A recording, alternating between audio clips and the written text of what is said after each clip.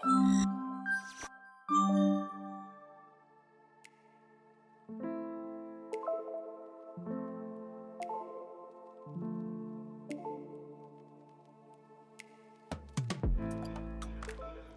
morning. Thank you for joining me, Sangha, and my awesome co-host, Martin. It's our 7th episode, and we have none other than Martin Farrow, social care stalwart, with us. Welcome, Martin. It is really great to have you here, Martin. It's not long ago that you and I crossed paths really for the first time and had a really good discussion about the sector, about how technology is used, and also about writing books and a lot of other interesting topics that I'm sure we'll cross later in this episode. But first, and to begin with, I would very much like you to tell the people who are listening, who are you really? So I've been in the care business, I guess, for near on 30 years now, so quite a long time. I started off in the shoe business and then got a rather quirky call from an agency early on in my career to say, look, how do you fancy selling walking sticks for a living? And I thought, is that a thing? Does that actually happen? But anyway, I went for the job, loved the organisation, really got inspired about the culture of that organisation and this approach to life. And I thought that was brilliant. So I was so excited. And when I left, I thought, I need to work, not because of the product, I need to work for the organisation. And there was something quite inspiring about that. That was fantastic until I got the call a week or so later saying I didn't get the job, which wasn't ideal. So that wasn't the best start. But having said that, I suppose tenacity took hold, and I got in touch with the chief exec at the time, the marketing director at the time, and said, look, really appreciate you letting me know, but I think you might have made a mistake. And eventually he said, oh my goodness, Martin, if you're that interested, come on in. And then gave me a job. And that was my entrance into the care sector, but it was on the product side, not on the service side. So this was selling equipment, walking sticks, bathing equipment, things that would help people stay at home longer or have a better experience. And that was in sales. So I suppose since then I've had a proclivity towards sales and marketing, and I've always been fascinated and been watching as I've entered into the care sector all over the years about how that customer journey, the part it plays. And I've been watching what happens with an industry that was brought up on contracts and a sort of operational model. We get a referral, we then deliver, to then becoming more of a sort of market-led model where actually we start talking in terms of what a customer might look like. And then, of course, more recently, how does that link in with the biggest challenge we've got, which you had on your podcast last week with Neil about recruitment and retention? So how do we make sure that our colleagues and our technology, and that's a broad church, how that links into how we attract great people to the organisation that may not be in the sector but need to come in? And actually, how do we say to people, I want to make this my home, or I want this to be the service of choice? And I think technology, as we know, is playing a big part in that and will play a big part in it going forward. Martin, you've used a word there called customer.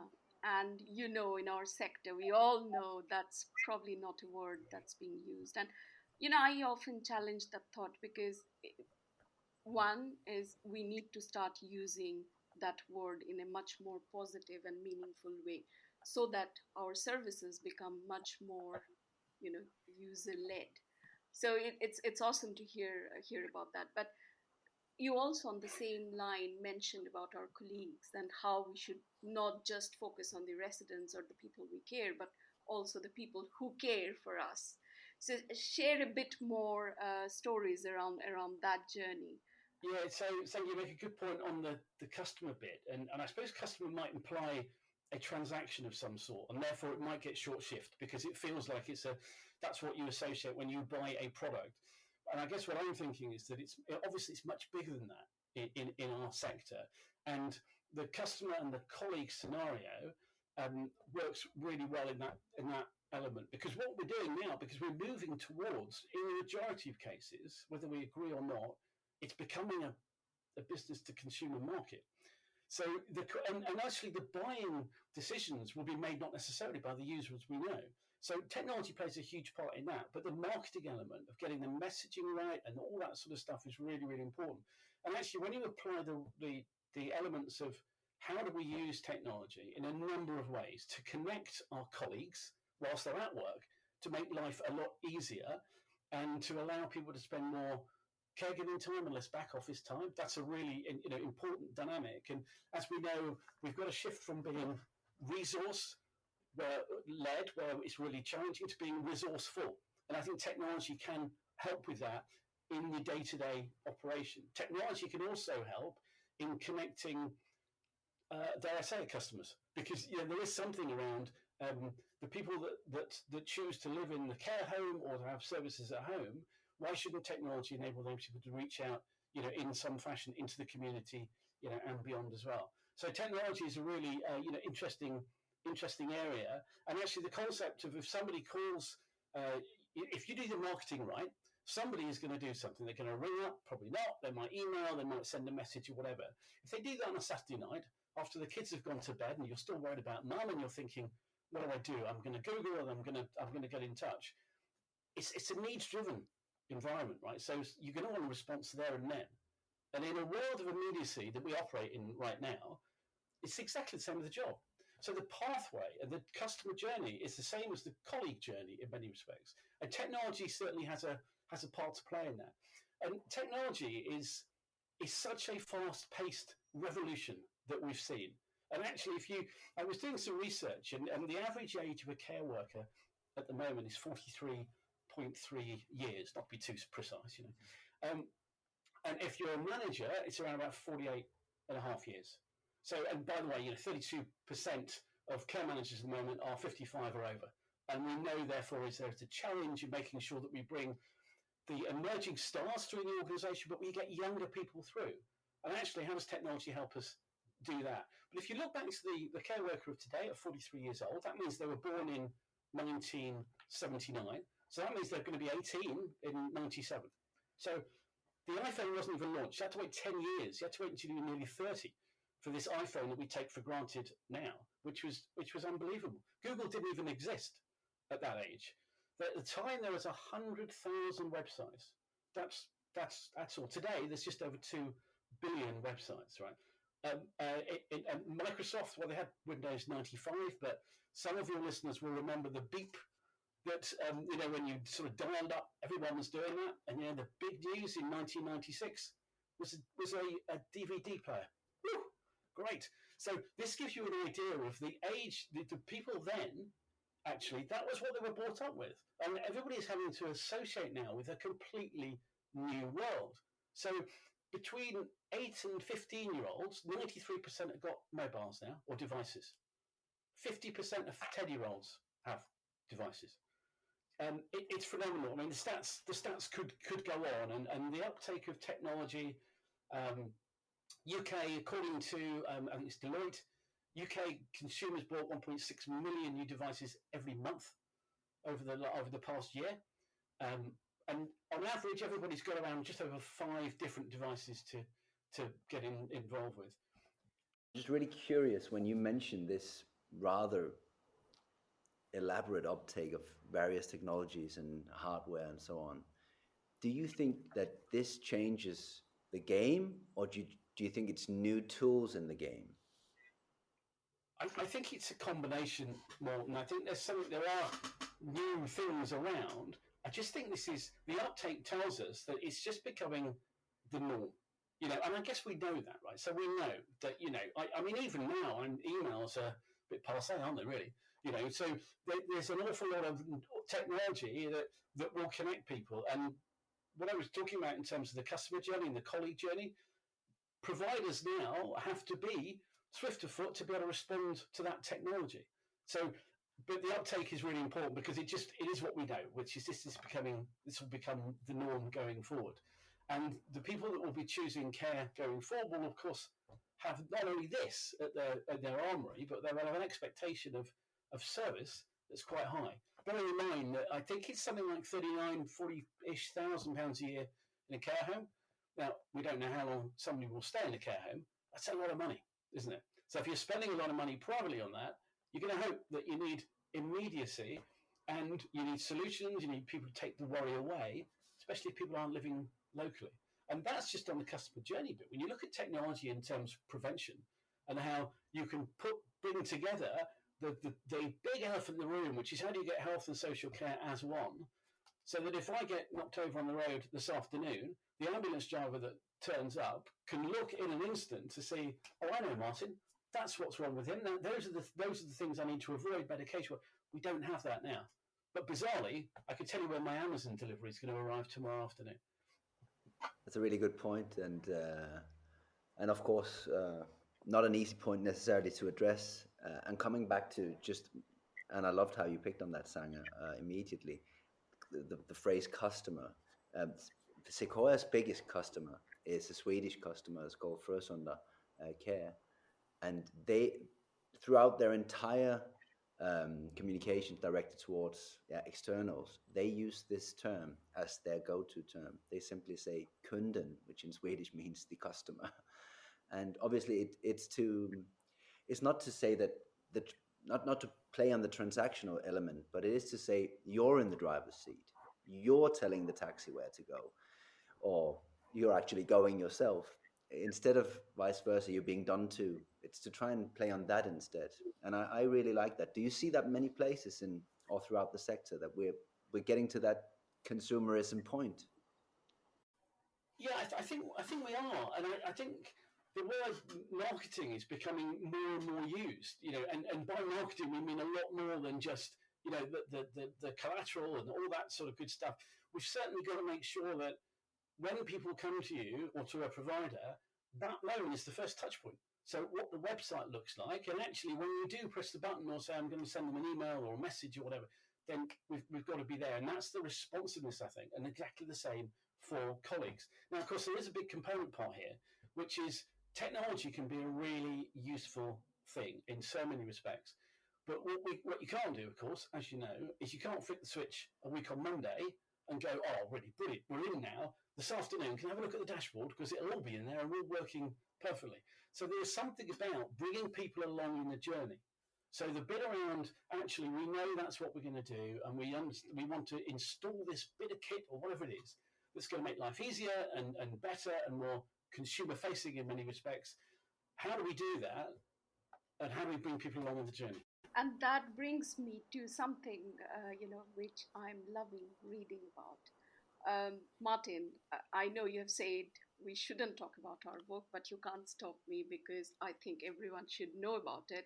Everyone should know about your 3D model and the Pi people. So please do share about the model as well as the Pi people concept, because that's so relevant for technology, because we all know technology is so necessary for care sector, but somewhere I feel, working with some of our clients as well as in the sector, that there is a gap in understanding what technology is, what technology can provide, and the whole concept of transformation versus quick fix. So it would be great to have your thoughts here. Yeah, thanks. So I think everybody's got a book in them, to be honest. Everybody at some point is going to go, I need to write a book. And so I started writing some stuff down last year. It's about a 6-month process, I suppose. And I guess the underbelly of the whole thing was that somebody said to me a few years ago, do you know, Martin, if you don't start something or don't finish it, you're going to be in a spot of bother. And when I read into that was that if you don't start something, by definition, you're going backwards. So if you just do what you do all the time and you think, well, actually, I'm really good at this, so I'm not going to change, then you will go backwards. And I remember when I was in the hoist business, we purchased a huge building in the Midlands for a fairly not bottom price. And the reason for that is that there was a vinyl record company who said, no, we don't like this some new CD stuff. We make vinyl records, we make them really well. They didn't respond to the change, and consequently, they went out of business. So the bit around not starting something is tough. If you then start something, but then don't finish it, it's really demoralizing for people because people get really excited about it. So the basis of that is these 3Ds, which is actually, if you're going to debate something, let's have that debate. And let's have a really good co-produced debate around the table and understand what it is. But at some point, you've got to move that to a decision, which is actually, we've had the debate, we've taken that information on board. What are we going to do with it? Well, we're going to do this. This is our direction of travel. And then the plan comes in about that gets you to the third D, which is the delivery bit. So if you do the debate and then you decide, and this is actually any walk of life really, but it's quite pertinent in transformational change, then it peters out. Or worse still, you get the fourth D. Well, clearly, I love my Ds. I should know more about the alphabet, shouldn't I? But there we go. So the fourth D is your delay or your deliberate, which is I've decided, but do you know what? The problem is we can't do it this year because X, Y, and Z. And it's how you navigate that transformational change with colleagues to say, actually, let's see if we can find a way. And then we get to the delivery point. And of course, then you get this wonderful momentum, which is actually, we can do loads of things, you know. So there's a little bit of that in the book, and there's just observations that I've made. It won't come as any surprise to many people who read it, but I just felt the need to sort of put it down. I started writing it, thinking brilliant. Got about halfway through and thought, what am I thinking? And then got towards the end and thought, oh my goodness. But actually, in true form to the book, of course, I had to deliver it. And I have a youngest son who was sort of pushing me to say, look, you've got to do what the book says, right?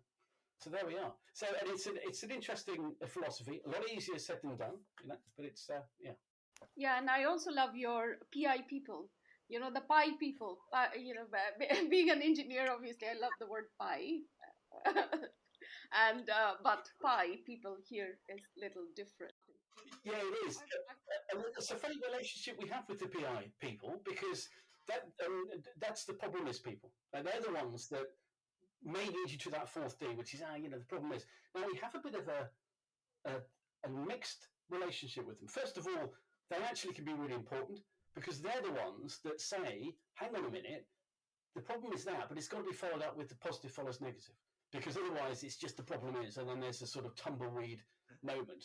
But they are really important. And a good example is, you know, if you've got a fantastic website for your business and it looks highly polished and everything else, and then you make the call or you send the email and nothing happens, or you call somebody up and they say, look, we can't really help you now, call back on Monday, then the problemist person would say, well, you can't do that. So that's a really important part of it. The other one to watch for is that we all have our own problemist person. So the art of the possible and the ability to deliver, you've got the PI person that sits here, says, you know, you can't do that, it's a bit risky. Maybe you want to make that jump into starting your own thing or doing something new or doing something amazing. And you've got that PI person saying, the problem is you can't really do that because you're not fit enough or it's going to be a risk, etc. And it's how you get over that person to make sure that you get stuff, funny enough, delivered. So yeah, there's a sort of a mixed reaction between the two. That's a really, really interesting point. I was listening to, I think she's American or perhaps Canadian, I don't know, but Brené Brown was talking about the difference between sympathy and empathy. And the PI people seems like they are more on the sympathy side of things. They are saying, but to your sentences. But, yeah. Martin, where would you characterize Sangha and myself?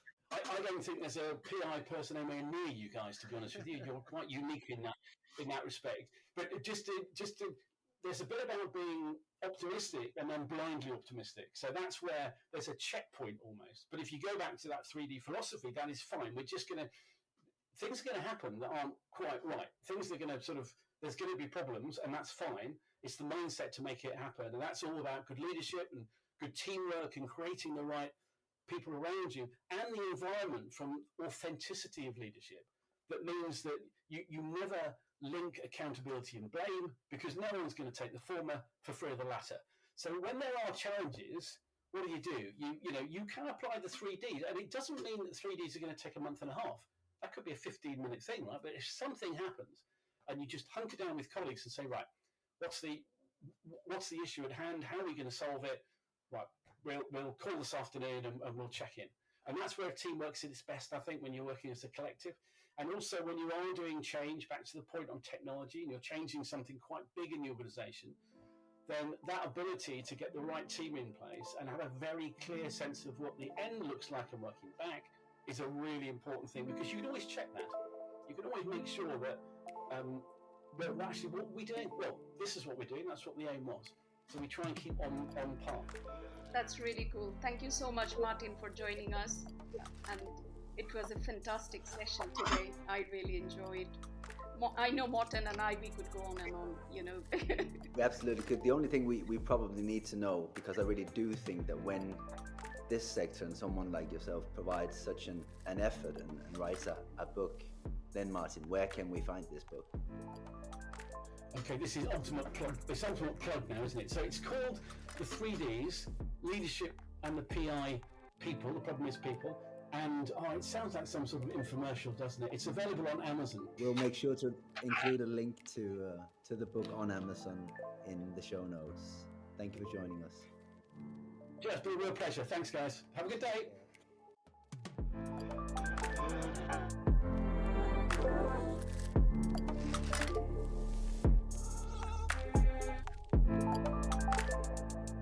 Thank you for listening. Don't forget to subscribe, review, and share your favorite Take Care podcast with your friends and colleagues. Until we meet next week, take care.